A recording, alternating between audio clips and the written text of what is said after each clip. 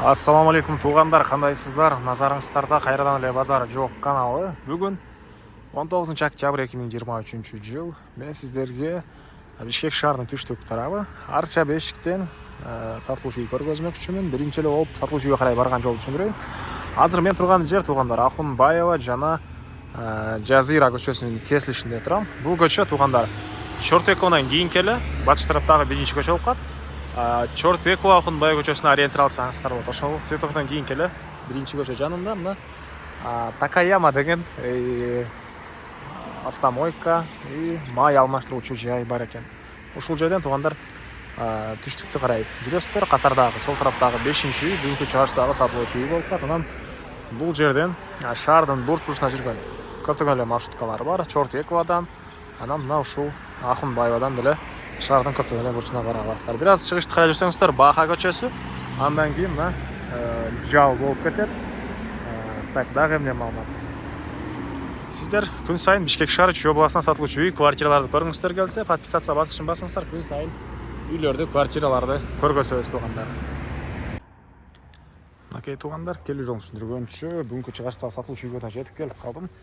Бул үйдүн көчө тараптан көрүнүшү тугандар. Дарек Жазира көчөсү 49-чу үй болуп калат. Бул мына үйүбүздүн көчө тарабы.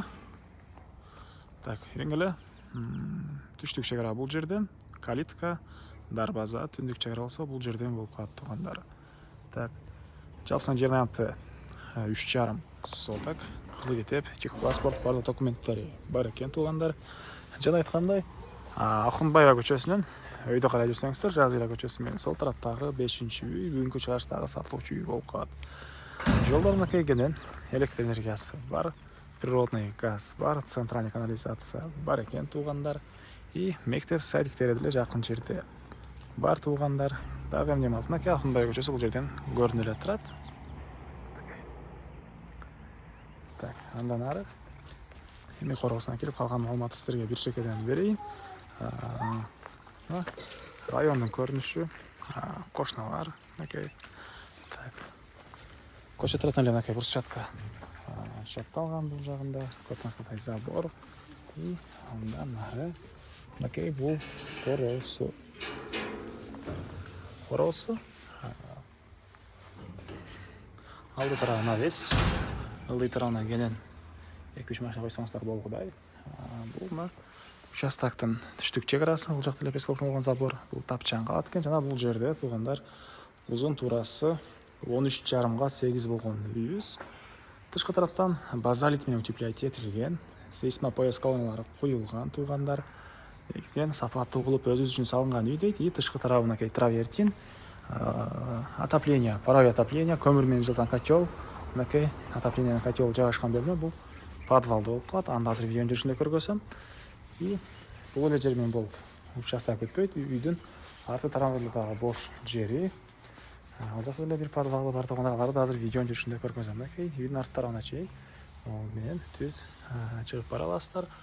Бул үйдүн түштүк тарабынан көрүнүшү.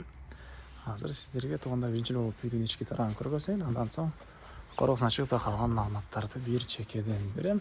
Негизинен курулуш материалдар,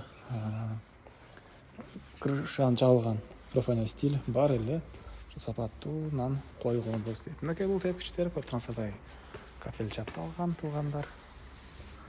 Мынакей бул үйдүн негизги кирүүчү эшиги. Мынакей бул үйдүн кире бериши тугандар. Так, мынакей бул жагында холл жайгашкан. Бул холлдон калган бөлмөлөргө өтүп кете алабыз. И холдун түштүк тарабынан терезе, көрүп турганыңыздардай ремонт тугандар. Холдор ламинат, отоплениянын батареялары.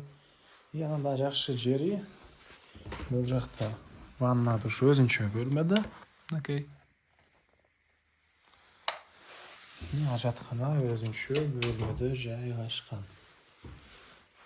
Жагында ажаткана өзүнчө бөлмөдө жайгашкан. Так. Андан ары бул тараптан бир чекеден калган маалыматтарды берип өтөлү. Мынакей көрүп турганыңыздар люстралар, софиттер, мебелдин баары калат экен тугандар. Бул жагы болсо бир спальный бөлмө. Мынакей көрүп турганыңыздардай ремонт. Түштүк тараптан терезе. отоплениянын батареясы, мебелдер.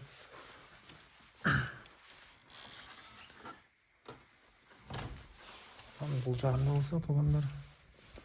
Окей. Мында бир конок бөлмөсү, гостевой бөлмө туугандар. Түндүк тарабынан терезе. Балдар көрдүңүздөр, обой, полдор, ламинат, отоплениянын батареялары.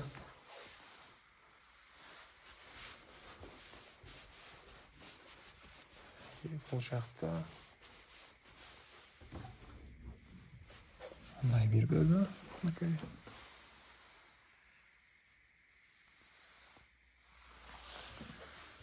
Бул акыркы эшигибиз болсо туугандар, кухня экен. Окей, бул кухнянын көрүнүшү.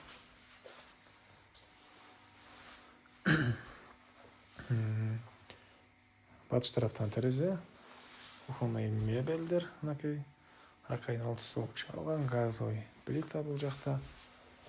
Ушундай ремонт, вентиляциялар орнотулуп тур. Негизинен ушу көңүл коюп, жакшы ыс кылып өзүбүз үчүн салган үй дейт туугандар. Эми короосун ачылгандан нары калган маалыматты сиздерге берейин. Мен кара сатуучунун короосундагы туугандар, андан нары бул жагында болсо отоплениянын котелу жайгашкан жай. Кошуна болгон забордун ортосундагы аралык ушунча бир 1 метрден көрө аралык бар экен туугандар. Окей, бул жакта мындай подвал, отоплениянын котелу жайгашкан туугандар. Көмүрдөн жаткан котел.